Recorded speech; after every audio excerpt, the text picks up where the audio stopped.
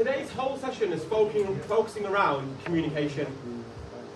Now, in actual fact, communication is a massive area in terms of, you know, what you want to say, what you want to receive, and how we translate, how we formulate. Communication itself is a topic that can be studied for hours and hours.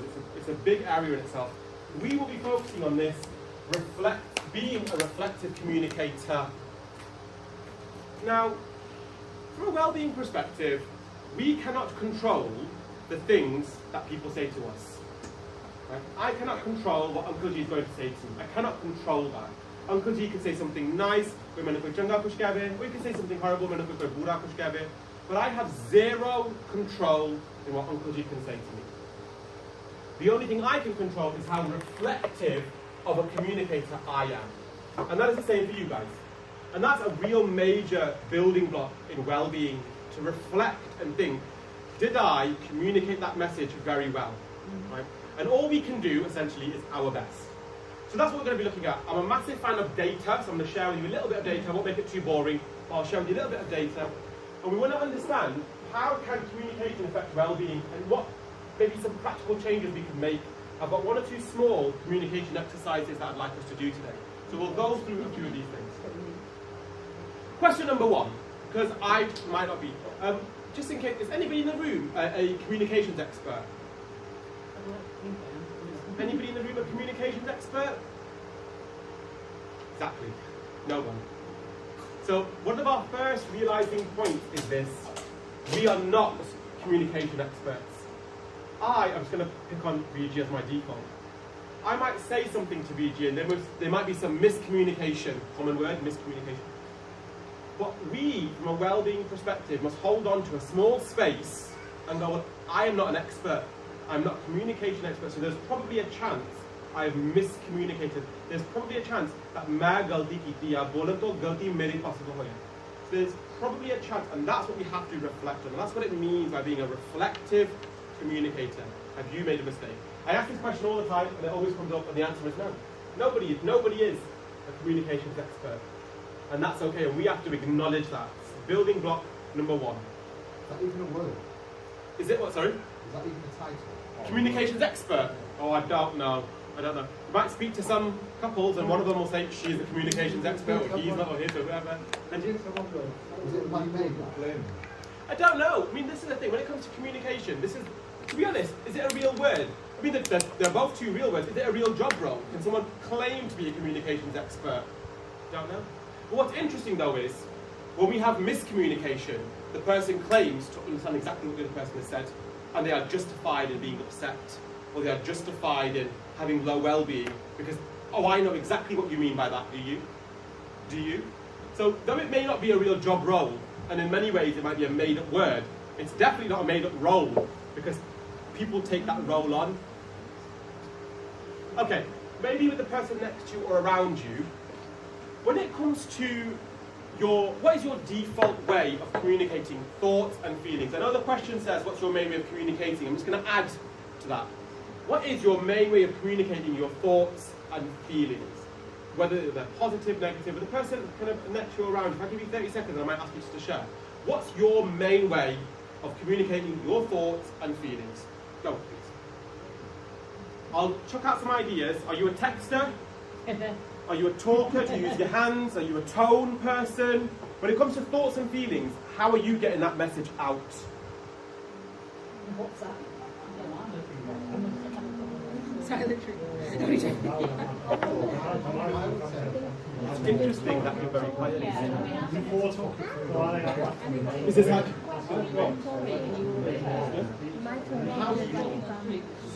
How do you... I think I go quiet. Yeah,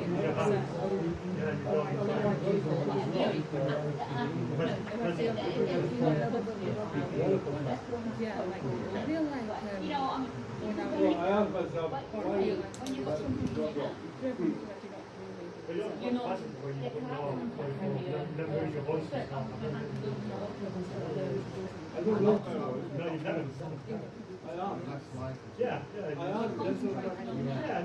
So you're a questioner. What do you want to know? What do you want? Okay, whilst you're having your conversations, please continue. I want to give you a couple of prompts, and please think about these now. When it comes to conveying thoughts and feelings, are you a words person? Some people are not good with their words. You know, they're not a wordsmith. They feel frustrated or upset or anger or anxiety or stress or worry. I know they go Shabbat loves me again. They haven't got the words. But you might go, no, I'm a words person. I can think, I can put my thoughts into words. Are you an analogies person? When it comes to conveying thoughts and feelings, are you an analogy? Do you like to give examples or udarans? And udaran being an example, are you kind of an example person when you're trying to convey your thoughts and feelings? It's not on mine, but Uncle G made a really good one. He said he asks gentle questions. That's a beautiful trait. I'd like to adopt some of that. Now, do you ask gentle questions? Are you a texter? Are you like, I can't talk to you, but I'll text you later. Can't speak about what's annoying me, but you're going to get an essay message later in the evening. Is that who you are? Are you a facial expressions person?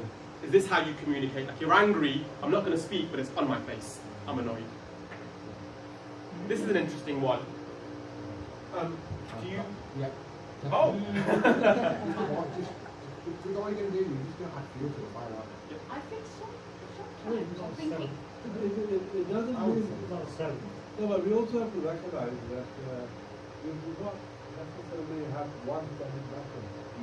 Because very often, with a different situation, the same person will use a different way of doing things. Will it not be also how... Somewhere inside you, you kind of read the situation. Then you take the stuff. You know, it's a spontaneous thing. I will come to question intensively there. Silence is gold. Oh, we're going to talk about this. But just to share something that we said last week, there's no one size that fits all, right? Absolutely not.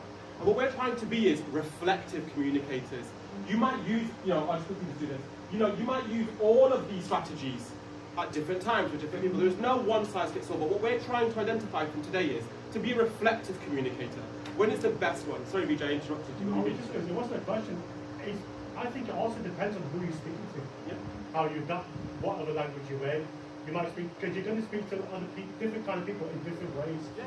I'm that person who speaks to everybody in exactly the same way. And that's maybe you're a teacher, but even then, they adopt different teaching methods as well. Absolutely. Listen, I'll just make this very quickly about me. I don't speak to everybody in the same way. I don't speak to my Sangha in the same way I speak to my students. I don't speak to my students in the same way I speak to my 7-year-old. I don't speak to my 7-year-old in the same way I speak to my brother. Completely different. But what we're talking about here is, when we have those well-being challenges, right, that's what we're building in the crux to identify, well, what is the most effective, reflective way? So I might have an altercation with Benji, and I have to look back and think, okay, what was I trying to say? I just wanted to convey, I didn't agree with her on something. But did these match up with this, match up with that? Did these two things align? Was volume and tone? All I wanted to say to Benji is, I don't agree with you on your idea. But did all of these things sometimes align? And like I said, no one is a communications expert.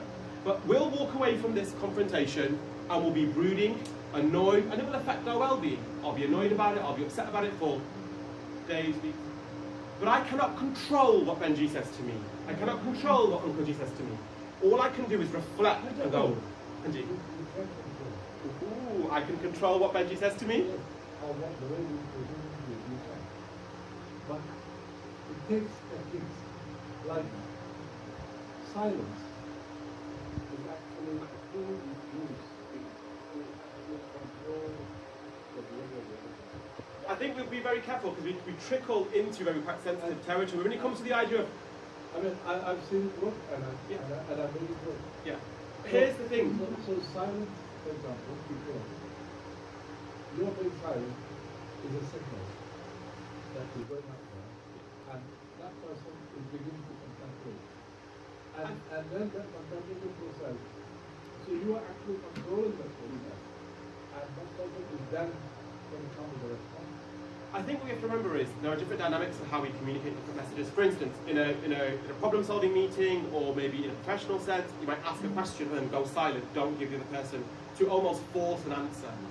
And what we're trying to think about is how this communication is affecting our well-being. So for example, if I was to speak to Benji in a particular way, and I asked a question, I could say, right, I'm asking the question but I am speaking over her. I'm not using silence, for instance. Or for example, I'm upset, she's asking me what's wrong, and I'm using silence almost as an attack method. But I can only control how I'm communicating and how that makes me feel. If I walk away going, well actually, I raised my voice, or I just went quiet, it wasn't constructive on my side, I can be a reflective communicator. This is exactly what we meant at the beginning of the session, that communication as a topic is massive. Because when we think about this, we can talk about how you communicate with your partners, spouses, friends, colleagues, even, this is so broad, how you communicate with yourself, the conversation, the dialogues you're having with yourself, to the up and even so the topic could be very, very broad, and that's why we're only shrinking down to just being some strategies and just being self-reflective. But you're right, we can talk about effective communication in the workplace, with family, with friends, with relationship dynamics. There is no one size that fits all. Auntie Dee said something very, very interesting that is a massive bridge into the South Asian community that I really want to address. Sometimes, I mean, I'll forgive me, sometimes I think how the life experiences, positive and negative, can affect. I mean, I'll give an example, and to try and sort of put it in like a thought, is I used to use words, and I would be honest and say how I felt, and I'd get told, shut up, not the place, you're too young, and you get shut down, and then it changes how you think.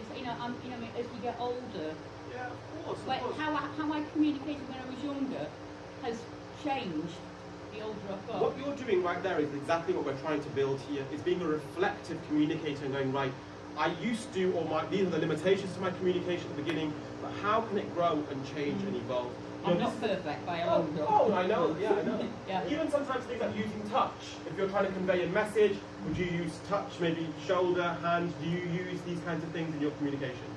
I want to share with you a little bit of data. I am not going to ask you to make any notes on this. I'm only going to pull out the key things. So, according to the Office of National Statistics, we see a decline in well-being across the UK from the year ending March 2023. Average well-being scores have dropped significantly. So we're seeing lots and lots. We're seeing people reporting challenges in well-being. These figures have remained low since the pandemic. But what does all the data tell us? All the data tells us that communication plays a pivotal role in influencing well-being. Right? That's exactly what the Office of National Statistics tells us. That communication plays a massive role. How we're talking to people, how we're listening to them, how we're sending up. Communication is brought massive. And all of that is massively underpinned and affecting our well-being. I've just taken a couple of bits of data that I just want to share with you. So, in terms of verbal interactions, research has highlighted, and this came out at ITV News, did a very short reporting on this early this month, if any of you spotted it. Verbal abuse, including shouting from parents, can alter children's brains, and approximately 41% of children experience verbal abuse at home or at school. That's very interesting to think, and this is exactly what the data tells us, and I work in education, so we get lots of this information coming through about teaching strategies. But it's reported on the news. I clicked the comment section, and it was things like, oh, that's woke parenting, it's too modern, no, children need to be told off, you can't, well, that's very, the narrative was very, very interesting. There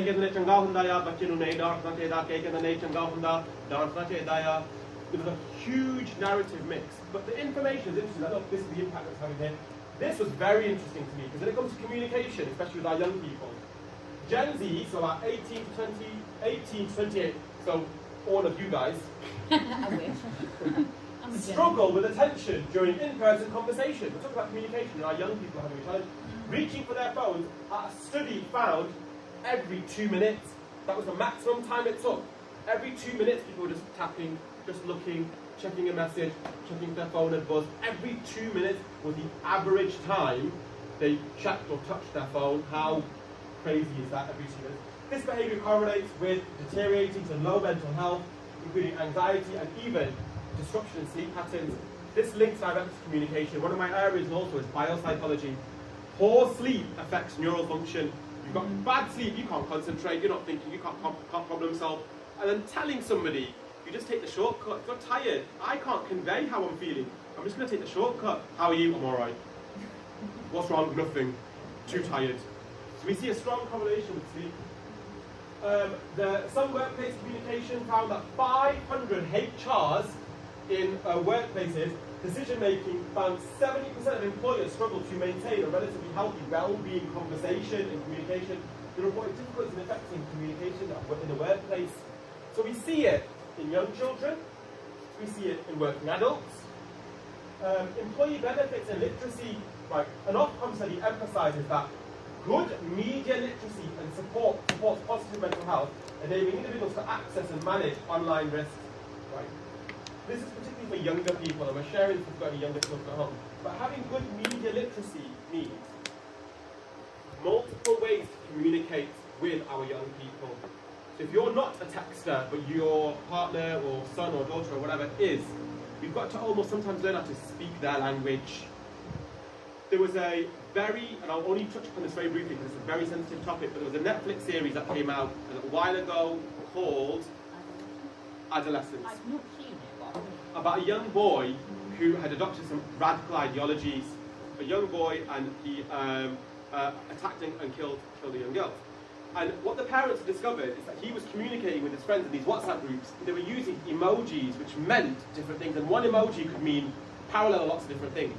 And when they discovered all of this, it was a huge delve into thinking, oh my god, these are the words, these are the images, these emojis, but they mean all these different things and how they're being communicated across. So when we talk about media literacy, it means, and we need to know what that means. Okay, so I want to have a chat about this because exactly what Benji said. Auntie G said, silence is golden. I want to make a bridge between this topic and the South Asian community. I'd like you to discuss this phrase, which I'm going to read out and translate, but I'd like you to discuss this phrase. The phrase is, Ik chup so sub. Apologies, in the Punjabi for software I used, every time I had to add, split the word, so obviously there isn't a gap. So, ik chup so sub. So, roughly translates to, remaining silent once, ik chup, one quiet, so sub, hundreds of happinesses. How many of you have heard this phrase? Ik chup so sub. Couple of hands, ik chup so sub. Relatively old phrase, used quite a lot. People say when you've got conflict, do not push that. Ik chup so sub. I'd like you to discuss the impact. Right, hang on. This is exactly what we need to unpick. In the group, I'd like you to discuss the impacts of well-being this phrase or this mentality could have. A minute or so, please. What do you think? Positive phrase, negative phrase, what do you think? And I know we can go very deep in particular, but what do you think are the impacts of well-being? So the idea, if someone upsets you or annoys you, just say nothing. Say nothing, don't say anything, bottle it up, don't say anything, and in exchange you'll be happier for Because it. we've been silent, things have got worse. Ek job, source of Changaya, Uraya, Changal Situation with your kids. If you want to avoid conflicts in the house, it depends on what the situation is. I mean,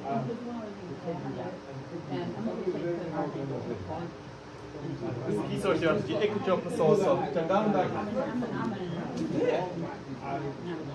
Let me ask you a question. one person also, Does that solve the problem?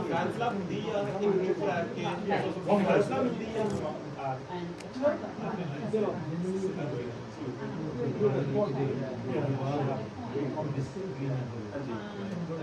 But you're expressing your opinion. Yeah.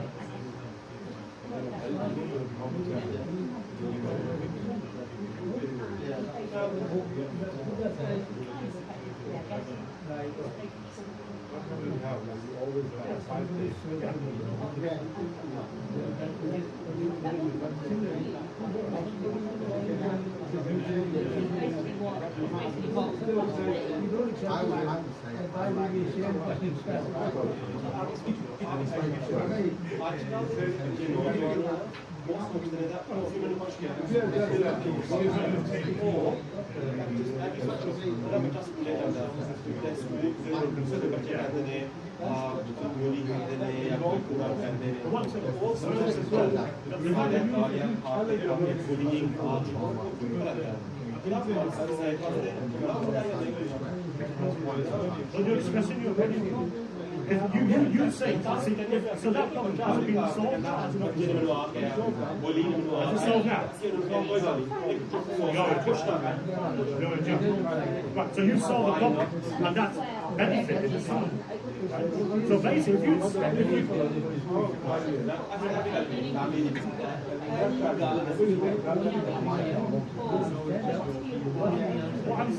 I'm saying is, if you could be quiet then, we would have had that problem. But the fact that you expressed your opinion, you solved it. Even if the other person hasn't solved it, you solved it. But if you kept quiet, we would have solved that problem. Then you would have inherited that problem and solved it. So why is that to go? Because you're still expressing your opinion. Yeah, and you solved it.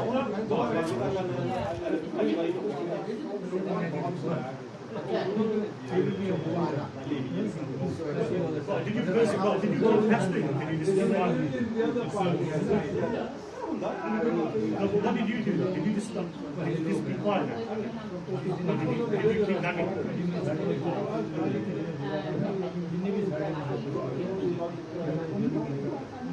No, so you hit back at him. Or did you really quiet? You hit back at him, yeah, you didn't keep quiet.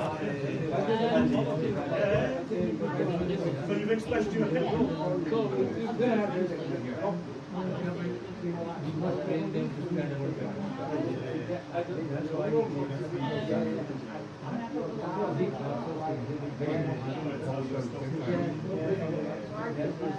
Well, were you the only person who said that? Or the other people said that?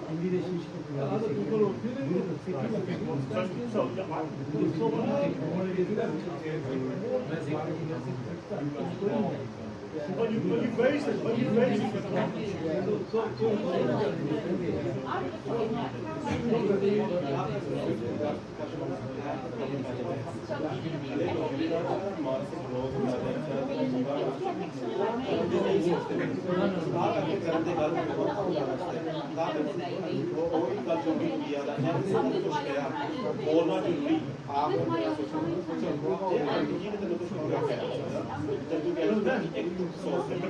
People can get worse.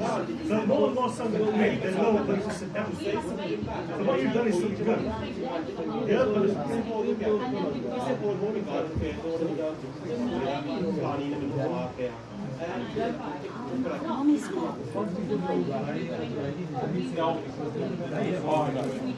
Okay, so not necessarily, because look at this. If you get quiet now,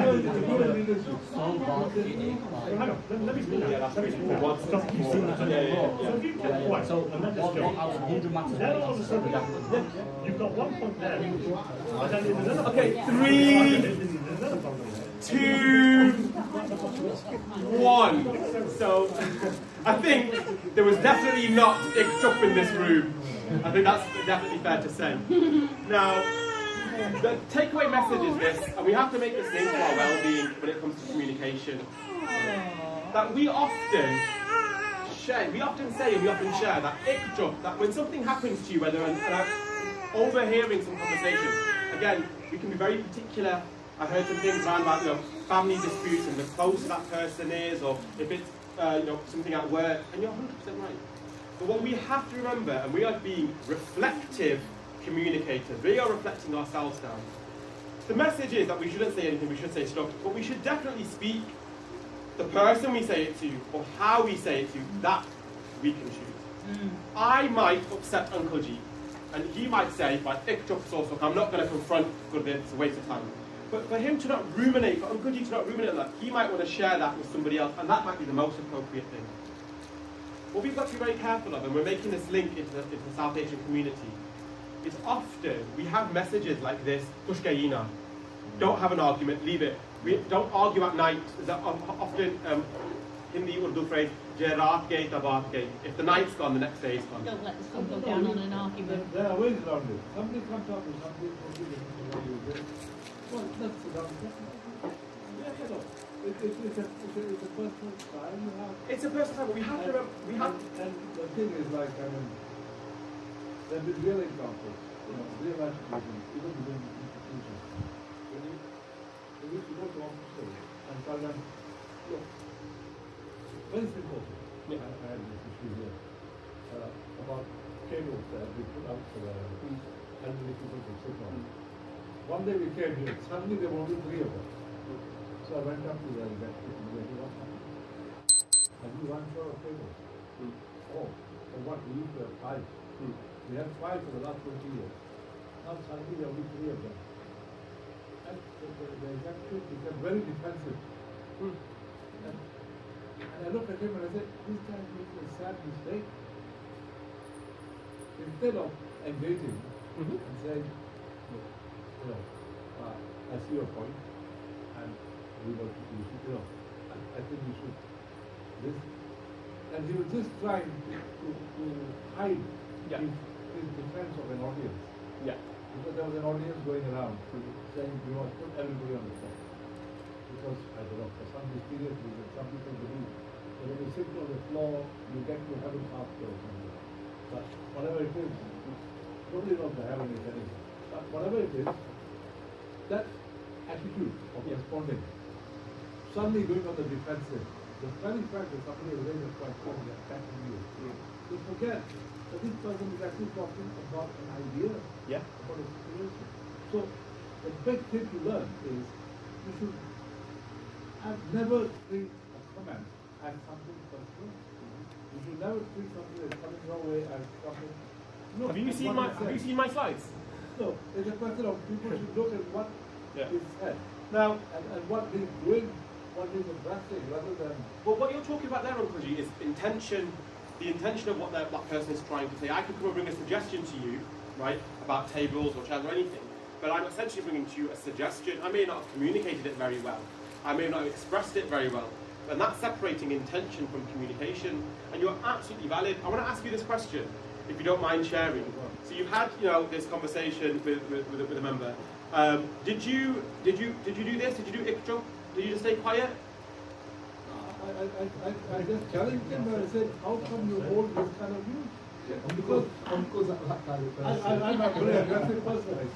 Oh, I thought you said you asked gentle questions. What was the gentle question? You said to me that if I've just created. No, I was forced to ask hard questions. Because I began to ask questions like, have you run out of funds to put 2 more tables? Yeah. And are you having some issues? Yeah. I mean, let's see how we can resolve it. Yeah.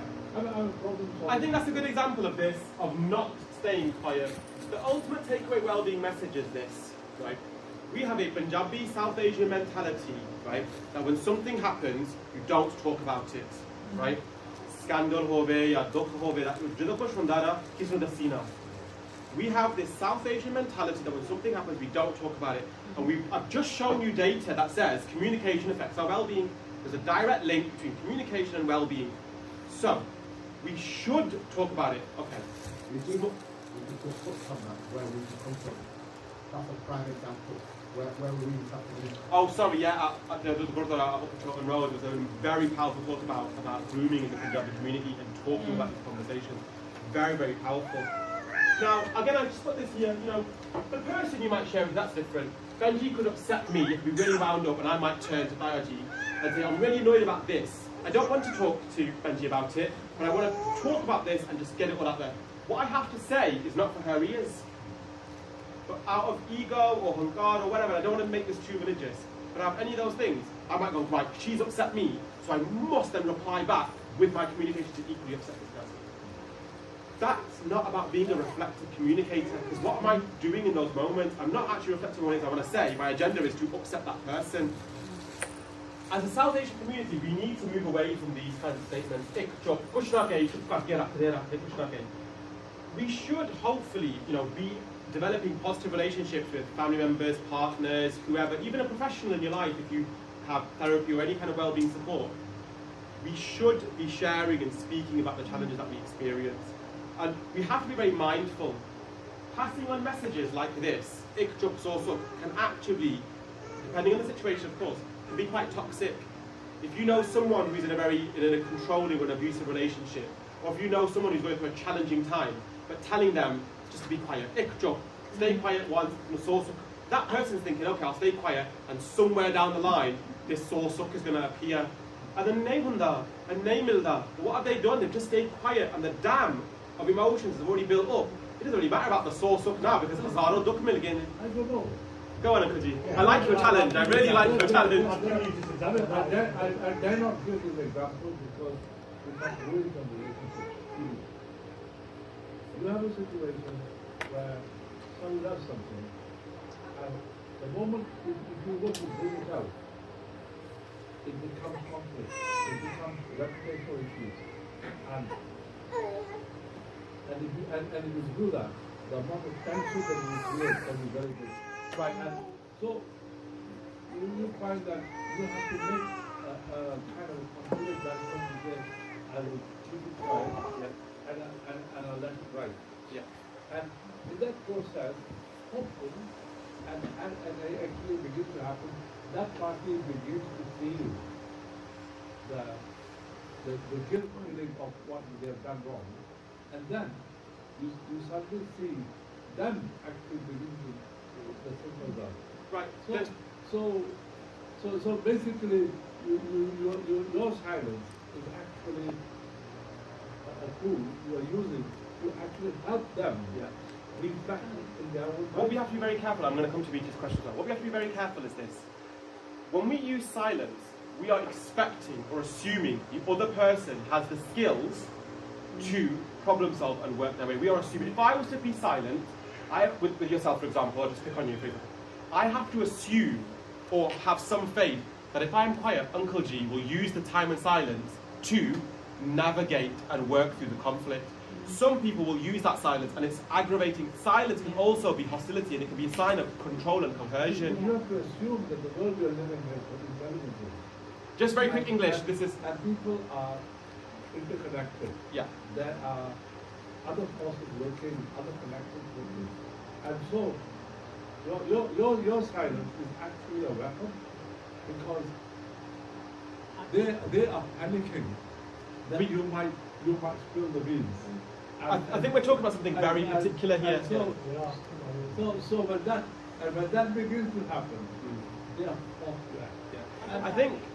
So you have to be... Yeah. I think the challenge that we're having in this communication right now, just assessing this conversation, is it feels that you're talking about something very specific and I'm trying to answer a generic question, but you're giving me something very specific. And I understand it can be very sensitive. No. But in the interest of, I completely appreciate, in the interest I want to move to Vijay's question, because I'm very conscious you wanted to share something. No, I think the previous slide about effective communication kind of sums it up. Now, basically, if you are faced with a minor problem and you just ignore it, you think, forget it, it'll sort itself out. But it could sort itself out by saying it just sorts of, we just stay silent. But on the other hand, that problem could just get worse and worse and worse. And then it's just mounting up until somebody has to speak and say, right, what are we going to do about this? And that's an example that I'm going through, basically. We kind of have this problem, without going too much further, it's a distant family relative, and this problem now is just excessive, where now we have to confront it as a group and sort it out. And had we done this, maybe when the problem was minor, it would have, and that then has built up the stress, the anxiety, and now the confrontation, they clear the air talks, I think what we call them. Can I want to address both comments, so please just hear Brendan for a moment. If you are hoping to have conversations or at times that are free of hostility, that's not going to happen. To express your feelings, you're going to make someone feel uncomfortable. Hopefully, you should be able to, or we should be able to have the ability to have good relationships where I can say something to Vijay, protect Bayaji, I might upset him, but I hope that I would have the mechanism to repair it afterwards. And you mentioned something really interesting, and it's aligning with what you're both saying. You can either stay quiet and take the slow approach, or you could rip the band-aid off. Both approaches take you to the finish line. And I hope the finish line would be resolving the matter, resolving the issue, right?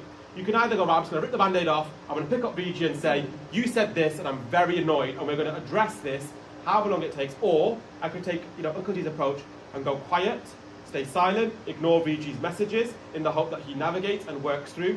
But what is that doing to my mental health? What is that doing to me? I may be, and we have to be mindful, and not everyone may be as resilient as Uncle G. You've probably got a wealth of years of experience. And we've got to be mindful of, in that time, I might be brooding on the issue. Whilst I'm ignoring Vijay, and I'm doing this ikjuk so so. That's impacting my mental health. And it turns out, I'm talking about this issue with everybody else. I'm so annoyed at Gurvinder Singh because this. how are you doing? And I'm having, what I should be having is Gurvinder Singh's conversation, but with multiple people, because I just haven't addressed it to him.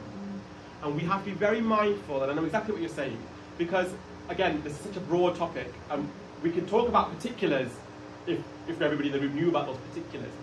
But we have to make and create this message that when it comes to well-being, we have to speak to somebody. Uncle G and I might have a disagreement, and in a time we're solving this, it would make sense for both of us to speak to our networks, get some advice, have those conversations. That is the opposite of this. We're not staying job. We're talking to other people, doing a bit of a fact find, rephrasing, framing. I might say to Vijay, I've got a problem at work, and I want to say this to my line manager, and he might go, well, why don't you say, and we build and we work through, etc.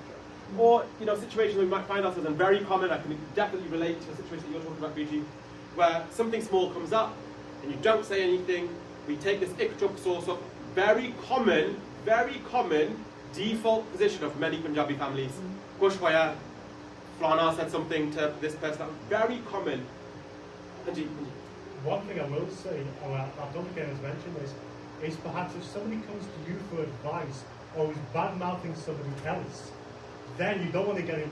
Is it best for me to get in this, or is it best for me to stay back and just, not get involved in there? Yeah. So that is where maybe it just also would be effective. Yeah, potentially. Now, we are diving into this, and like I said, we could have a whole session on this. I want to take us back to the theme of us reflecting, us being reflective. I had a wonderful colleague where I used to work with. The moment you say something, you always say, yeah, you're exactly right. Then she'll come back. However, is that so by giving you that initial thing, you're definitely all that positive, right? You then come back with it. However, what about this? What about this? So you kind of help the other party to kind of gradually get that is what you're saying there is exactly this. We need to move away from. So she will not challenge you head on. She knows you've got a very firm position in the argument. Instead of saying, oh, you're completely wrong, I totally disagree with you.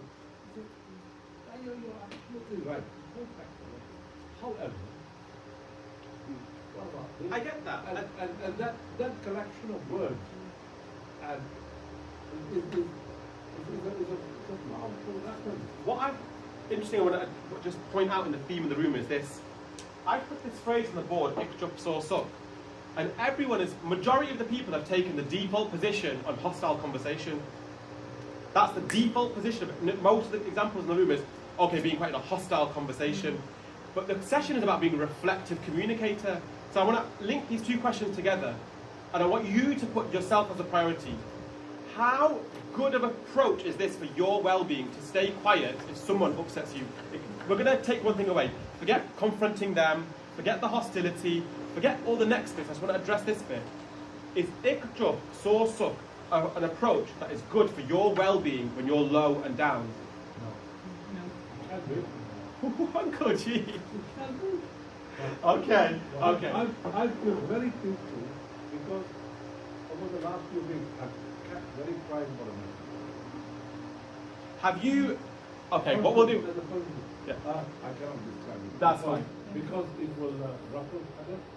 I think Uncle G's, I think that's a very. We'll call that a particular, and we'll have to park it. I want to come to you. You have been waiting patiently. What I understood with this, that ikchup sort of, it means if one is quiet, then 100 are happy. So I was thinking that if in a crowd of a lot of people, if you don't say anything, then you won't cause. We've all got a tendency to offend. So if you don't say anything, you stay quiet, then 100 people are content. Do you know what? That's a very interesting perspective, which I didn't even take on. You might think I might have. For example, I'll just share very personally. Benji is my sister. I might have an altercation with her, but I might think, you know what? To keep the entire family happy, I'll be quiet about it. But it will affect my well-being. Okay, maybe I won't speak about it with Benji. I might ring a confidant or a friend. But we have to. I want to move on because I'm so conscious of time. But we have to unpick this statement and this advice for our young people and people suffering with well-being challenges. The take-home message is this: it's not good to stay quiet, it's not good to bottle up those emotions. I know we're talking about particulars, but if we talk about broad mental health and well-being, if you are upset, and I gave the example here about if you know someone who's experiencing bullying, telling our children... It took one hell of a wisdom at that point when you decide evaluating all the angles and all that. Yeah, of course. I just want to say, like, you know, like, there are loads of angles to look at this particular, like, thing, but it's like Uncle just saying, you can just stay quiet and then everything is okay, but that may work for individuals in different ways, but the more that glass fills up and fills up and fills up and starts to pour out, Yeah. it will pop, and it will maybe pop at the wrong person, or maybe pop in the wrong scenario or something. So we have to save ourselves from that and the people around us from that, I feel. Yeah, I completely get that. We have to remember, silence and nothing is not the same. I might be silent with biology, but that does not mean I'm doing nothing. You know, as I might be silent or ignoring him or something, you know, that cup is still filling with frustration or anger or whatever. And this is the message. How are we being reflective communicators? What is this doing to me? So if I'm sat there thinking, like, okay, I was annoyed, this was the advice I was given, stay quiet. I need to be a reflective communicator and go, actually, I can't do this. I need to speak to someone about it. I wanted to share a little bit of data. I won't make this very boring, but here's a little bit of what the psychology says. More often than not, when we have low well-being, we struggle to communicate. When we're feeling low, more often than not, and again, well-being is a very broad spectrum, right? But often people sometimes find it very difficult to contextualize or verbalize how they're feeling. When you're angry, is it anger, frustration, is it rage? What is that? It's so difficult to sometimes pinpoint exactly how we're feeling or what it is that you're annoyed about. And we have things like, oh, I'm annoyed with not what they said, but the way they've said it or how did they say it and the context. But when you're frustrated, right, frustration, it impairs cognitive ability. Basically, when you're frustrated, you can't think properly and it winds you up and it's very, very difficult. The way we're socialised, language and training, we do not have a strong range of emotional intelligence, and our understanding of emotions is actually quite limited. Here's what's very interesting, the research tells us. Even if you have two languages, so if you speak two languages in the room, English, Punjabi, Urdu, Hindi, you think you speak two languages, you'd be better at emotional regulation. Actually, we're not. Because even when you have two, they don't translate over the same. You could have gussa, Punjabi word, for anger. Or you can have rosh, Punjabi word for anger, but then rosh means more anger, hostility, aggression. Well, which one is it? You could say, oh, Manubari, I've got lots of duk. Duk loosely translates to pain. Physical pain, what kind of pain? So all of a sudden, you might think, well, I've got two languages, I should be good at communicating. But actually, when we have two languages, sometimes it makes it more difficult to convey how we're feeling. Research suggests that when we receive communications, we are very idiographic. This is half of a Greek word. Idio meaning, or idiocentric, the id is I, the self. If VG is talking to me, or we're having a conversation, we often, not always, but take an idiographic approach, meaning I focus it all on the self. Idiographic or idiocentric is the same word. Graphic, demographic, centric to be focused. Idio, id, is the I, self, me. You might have read about it or seen it. Centric meaning to centered or to be focused around. So focused around the self. Vici might say something to me, and I will make his whole commentary personal, which is exactly what Uncle G was saying earlier. That we hear this communication and we take it very personally. The word for that is idiocentric communication. I might say something to Thayaji, and I might say, oh Thayaji, I think this is completely fictitious, I'm making this up. I might say, Thayaji, I think it's really great that you're promoting the smartphone, but you're not thinking about the trees and all of and you might think, I think it's great by the way, I've got nothing against the trees. Now, Thayaji can take that comment very, very idiographic and make it quite personal, which is exactly what Uncle G was saying. And we have a habit of taking things and making it about us. Classic example, I ring VG and I say to him, oh, I'm so tired. And he'll go, you're tired, let me tell you about my day. I've done this and this and this and this. Just to put this out there, this is a very Punjabi thing. I can be tired and you can be tired. My tiredness does not negate your tiredness. It's not a competition in the Punjabi household. I will say to my parents, oh, I'm very tired. One of my parents will say back to me, I woke up, I made the laundry, I did this, but I keep them, I don't even, I don't know. To make it out as if, why should you be? And then, from a South Asian household, You're not English. but from a South Asian household, you hear that and you think, right, well then doesn't matter then, does it? My day doesn't matter, my emotions don't matter. We, being a reflective communicator, need to move away from receiving idiographic messages. So when someone talks to you, even if it's a strategy where you just go, right, let me just not make this about me. So I could say to Thayaji, you know, you're not thinking about the trees. And he might think, why are you criticising me? And Thayaji could go, right, let me just not make this about me. What's his point? He cares about the trees. That's great. I don't care about the trees. And what we need to do is move away from idio-focused conversation. We need to not make it about us sometimes. I could come home and vent my day at Uncle G, and I take all my frustration of my day out on you. But I have to remove the day and the communication. You know, we've got to separate those things and remove those ideographic messages. So when you're being a reflective communicator, one of the things you can ask yourself is this: am I making this about me?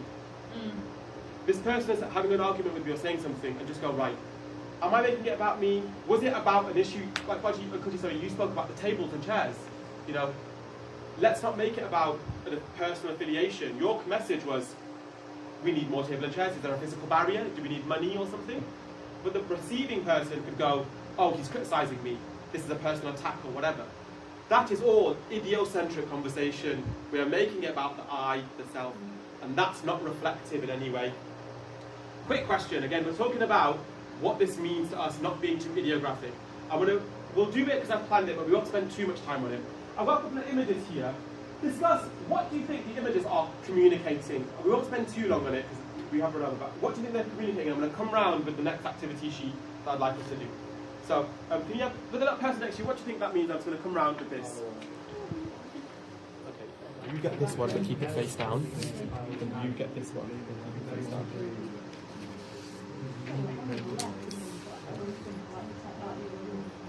It looks like it's like the same issue, but they're both looking other ways, so they've both got two different viewpoints on it. I saw that.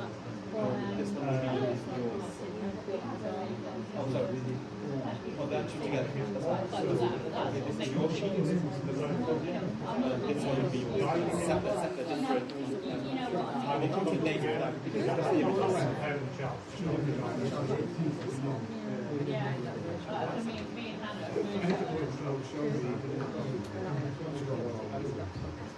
So they left That one on the right is making me feel good. Yeah. Where is coming from that? take that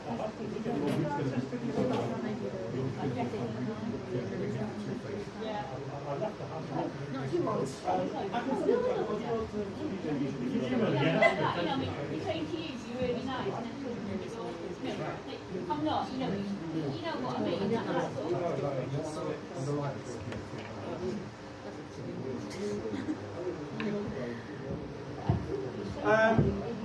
What we'll do is, we'll keep it a little bit like an art show, so you don't have to raise your hands. I'm going to just point to the image, you can just shout out, just say, just not really, just shout out. This image, what comes to mind? What's it say? Just shout out. Parent and child. close bond. Sacrifice. Yeah. Like sacrifice. Keep going, anything else that comes to mind? No, I think it's guiding as well. He's protecting, obviously, his child. He's holding your hand. He's protecting them. He's perhaps, what's the word? Protecting and also guiding. Yeah, guiding. The balls on the adult, they are open and they're expressive balls on the body on the adult. On the child, they still haven't appeared. I like your perspective. Very expressive, not yet. Yeah. I look at this image and I think his child is the best mix of him. Loads of different perspectives. Again, just shout out. What comes to mind here? Just shout out. Schizophrenia, bipolar, and split personality. Interesting. Schizophrenia, bipolar, Two-faced. split personality. Being Two-faced. two-faced. Oh, yeah, very literal. Just shout out. Anything else? Like one person saying, so, you know, it's like, I mean, I don't have anything against you. Like me saying to you, aren't you such a lovely person? And then going out, I was talking a load of I see nonsense. I see like one side of what the world sees, like you tend to be happy in it, and the other side is actually dark, you know, like depressed, pretending to be happy. The real me and the version I don't want to see. Ooh, the real me, the version I don't want anyone to see. Ooh, an analogy for insecurity. These two images, please. Rage. Because, now, that one on the left, and there is a very fine line, love and hate. Love and hate are literally like that. Sometimes you somebody can appear to be, you know, not, I don't mean hate as in I hate you, but, you know, or not, you know what I mean, as an expression. But when you're passionate about something, like I like Diljit Dosanjh, I love his music, and as soon as his music comes on, I'll be like, but you've got to listen to it, you've got, and people might take that, because of the tone, might take that as I'm dissing all other music. Yeah, I completely get it. I appreciate You know that. what I mean? And so love and hate can be Almost very parallel. And Jen, could you? The left side is a person who's venting emotions out, but the right side is a person who's quiet, like little ducks or something. Upset and disappointed. Upset and disappointed? Yeah? That one looks a bit trapped.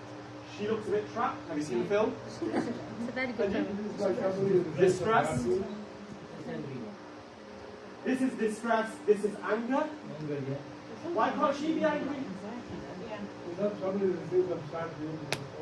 Maybe she's I think maybe she's silence- giving I sad. think Maybe she's silence- giving I sad think news. silence is loudness and quietness. Yeah, she's keeping it bottled She's up. keeping it bottled up. She's venting out, saying I'm not happy.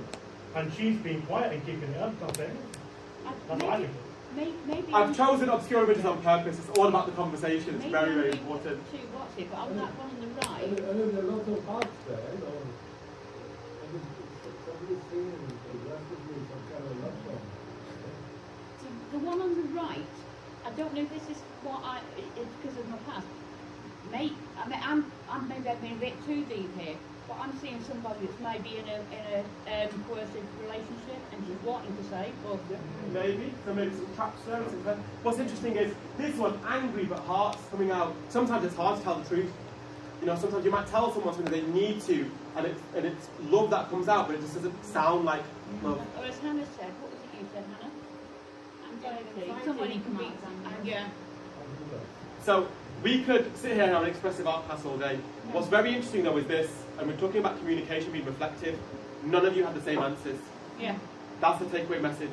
None of you answered my 4 images were the same, which means when we think about being a reflective communicator, if you 10 plus people in the room are not seeing the same things, what makes you think the 10 plus people in the room are hearing the same things, or you're saying to the other person the same thing? In front of you, and I'll give my instructions first, I'm going to ask Nigel to team up with Rita when he comes back.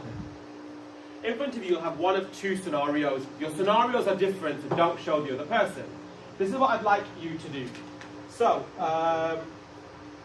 we're going to do a little short strategy. Say it with words, face, text, and a visuals. We're going to try this to be a reflective communicator.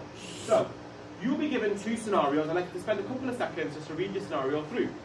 Then you've got then I'm going to ask you to fold the page. It's important that the person doesn't see, your partner doesn't see what you're saying.